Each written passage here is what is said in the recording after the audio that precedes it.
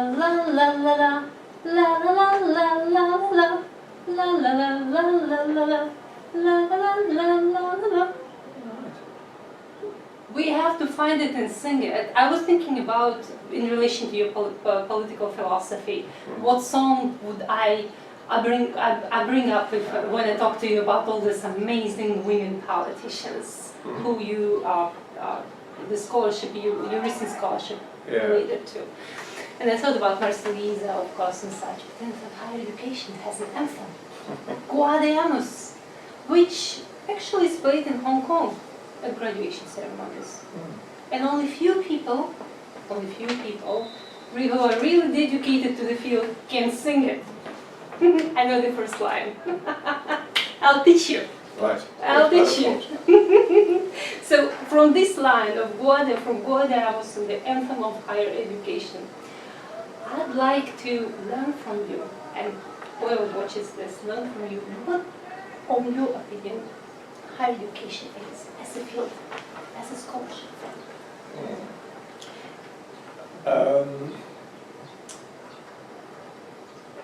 You've asked that question in terms of a scholarship field, but can I first of all just tackle it in terms of a field? Yeah. I think we've got to look at, and it's very complicated here, obviously, because we're looking at higher education globally, and it's very, very diverse.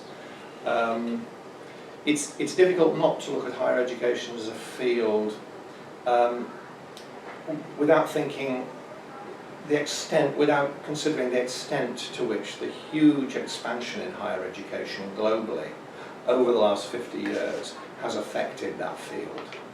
So, in a sense, the whole field has been shaped by the economic forces which have occasioned that huge expansion, which has been worldwide, but which has affected different regions and different locales in different areas. Of course, the crucial problem is an economic one. If you're going to expand higher education, because you need a more skilled workforce, how do you pay for it? So in the United Kingdom, for example, over the last 50 years, from 10% of the relevant population moving into higher education, we're now something more like 50%. And yet the unit of resource hasn't changed relative to that increase. So how are you going to pay for this expansion? And I think a lot of the trends and changes in higher education are a result of that. And I would point to a number of shifts. First of all, this huge expansion has occasioned an increase in the number of institutions. The rhetoric and the argument is that that will provide greater diversity, that an increase in student numbers will require diverse institutions to cater for the differing needs of different groups of students. In fact, what we see is not institutional diversity. We see a drift towards conformity, because under the competitive system within which we're operating, of course, all institutions want to be little Harvards. So, in spite of massive expansion in the number of institutions and a rhetoric around increased diversity from governments and policymakers, I think what we see is isomorphism and a drift towards institutional conformity, and I find that so I think that's one of the trends. I mean, there are others which I'd like to talk about, but I think that's quite a significant one. You mentioned in one of your books, you mentioned 4 trends: classification, conformity, classification, a competitiveness, yes, and commercialization. Is that part, are those four descriptors describe the field or set the borders for the field? They're drivers in that particular trend that I'm talking about. Because if there is a competition between institutions for shrinking funds, and if the funds are allocated on the basis of competition, and they're judged according to a single scale, then they're going to try and conform to the ideal type, whereby they're going to achieve maximum funding. So,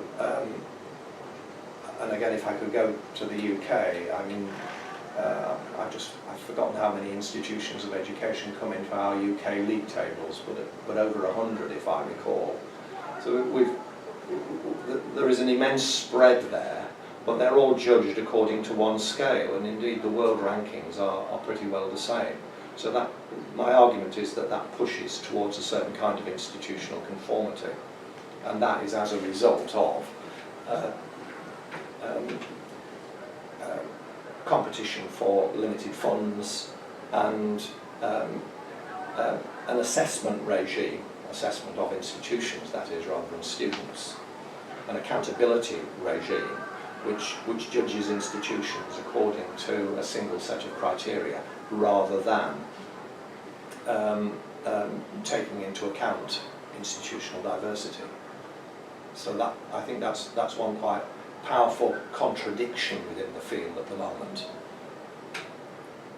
Could I point to another contradiction? There are a number of contradictions that I think we... I mean, another one, perhaps a more benign one, I think that if you were looking from Mars at higher education, I mean, the other one is a shift from places of learning to spaces of learning. I've just been talking about the importance of institutions and how they're conforming, but it seems to me there is an increasing shift to online learning, to distance learning, to to spaces of learning as opposed to places of learning. So how does that affect institutions? What are institutions going to become? What does belongingness mean? What do students belong to if the space of learning doesn't quite accord with the place of learning? I think that's quite a... I think for the student experience, for some students, that might be quite an important shift. Not for all, but you can see that sort of trend. One can see that sort of trend happening. And thirdly, if I could just point to another characteristic of the field, if that's what we're trying to define here. It really would be a shift in the global dynamics here. Higher education was very largely defined on a sort of 30, 40 years ago on a kind of UK-US axis, and now that axis is certainly being challenged by an Asian, South Pacific, Eurasian axis. Define it as you wish. You've only got to look at the World University League tables to see how that's quite an important shift that's occurring, and the implications of that we don't fully understand. So, or the consequences of that we can't possibly foresee or fully understand. So I would, your question was about the field. I would say there are certain sort of interesting shifts, contradictions here. There's a rhetoric about institutional diversity, but my perception is that there's actually a drift to conformity. There's an interesting shift away from what I'm calling place to space, places of learning to spaces of learning. It's not there everywhere, but it's quite significant. And I think finally there is this kind of geopolitical shift from Western definitions of the liberal university towards an Eastern Southern Hemisphere kind of hegemony, which and we don't know what that's going to throw up. We don't know what the university will look like, or we don't know what higher education will look like in 50 years when that shift's really kind of pulled in and had an effect. So I'm talking there about the field rather than about the field of scholarship within higher education. I'm curious. You've been in this field long enough to observe all the changes happening. Going back 40 years or 50 years, back then, would you predict those, were there signs of this happening, or did it come to you as all other distinguished professoriate, all of a sudden, as out of the blue, and did it have an effect on the generation of, on your generation of scholars who actually are holding the field today?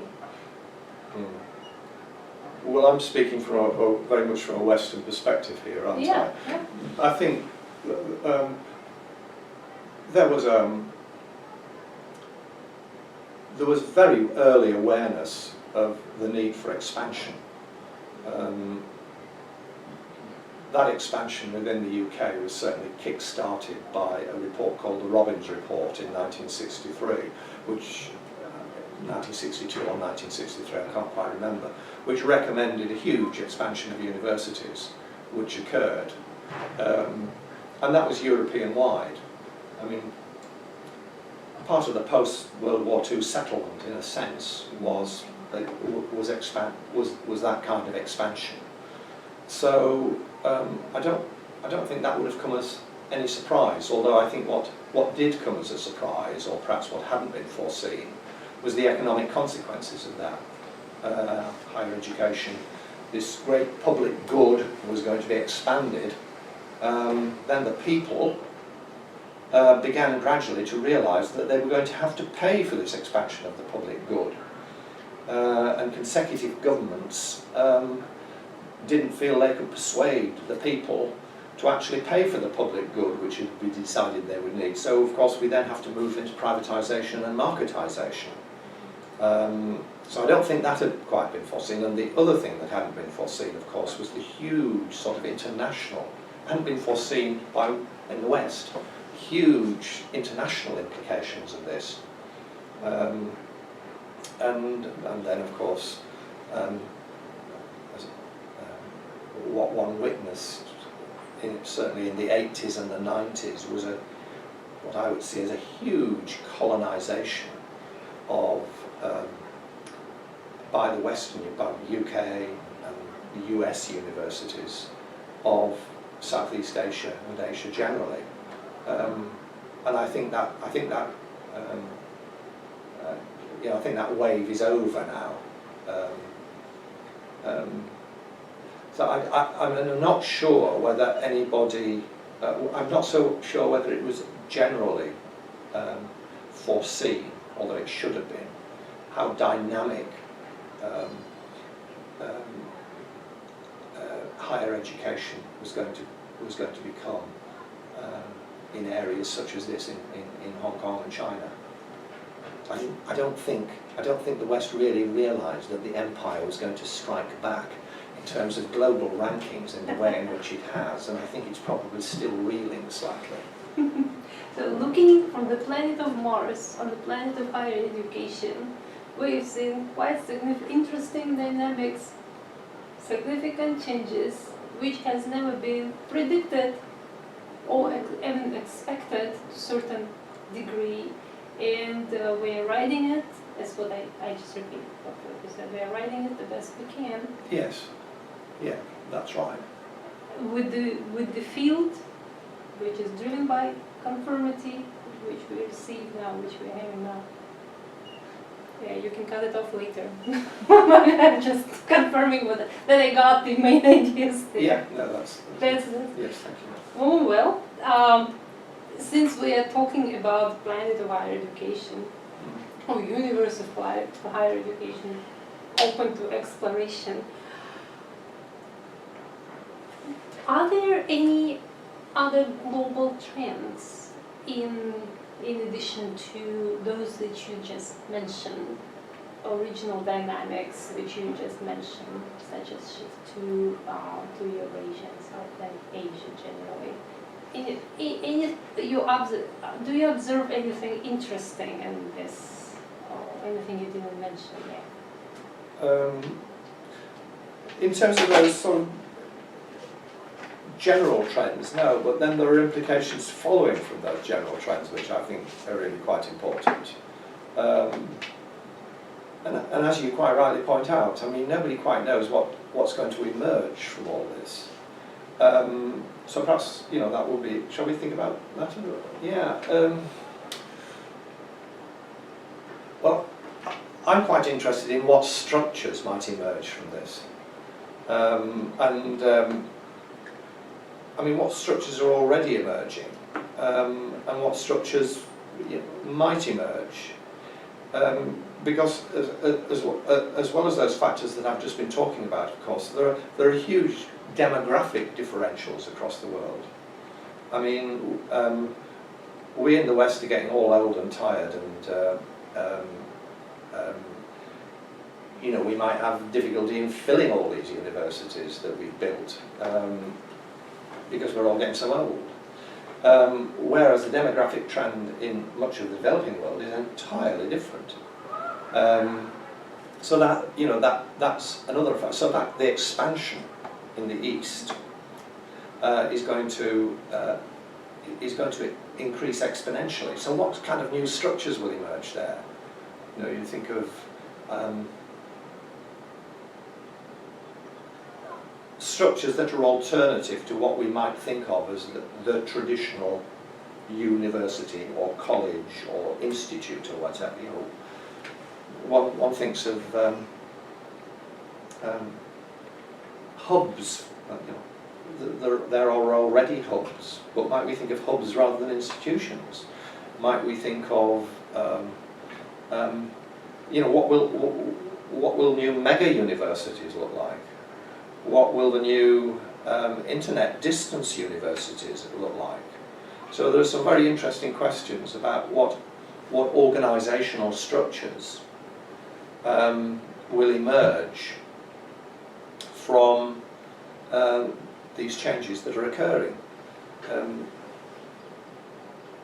I mean, think about federal cross-border structures as well. I'm just trying to, the University of Central Asia, I don't know whether you know about that one, but you know, that covers that has campuses on 3 different sovereign national regions. I mean, that's a bit mind-blowing. You know, if your image of the university is Oxford in this little market town in England, and then you're suddenly thinking of this mega university that has a federal structure based in 3 different national regions. You know, that's kind of sociologically very interesting. So I think there are really important questions about organisational structures that might emerge, and who will control those structures. Of course, that's another interesting one. And I think the other very interesting question that we ought to be kind of documenting and following is what's going to happen to the idea of the university? Are all universities going to be sort of secular liberal universities, such as, you know, the West has produced, or might be, you know, or might we see more faith-based universities, universities like the University of Brunei Dar es Salaam, for example, you know, Muslim university in Brunei, and there are others. We still tend to think of the university as the ideal being the liberal university, the secular liberal university, which I'm deeply committed to, of course. But in the future, it might only be one model among many. It might not even be the most significant or important one. And if that happens, then what will happen to the idea of the university? I'm not here equating higher education necessarily entirely with the university, sorry. I mean, I do know higher education is much broader, or has a much broader institutional base than just the university. But coming into this question also is what will happen to the idea of the university.